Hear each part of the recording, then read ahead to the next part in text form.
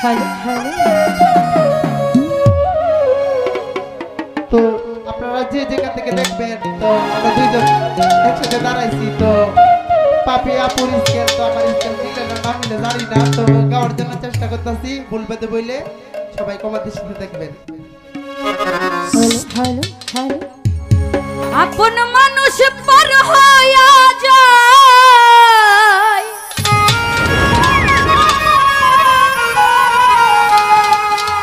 আর থাকলে কিছু স্বার্থের টান।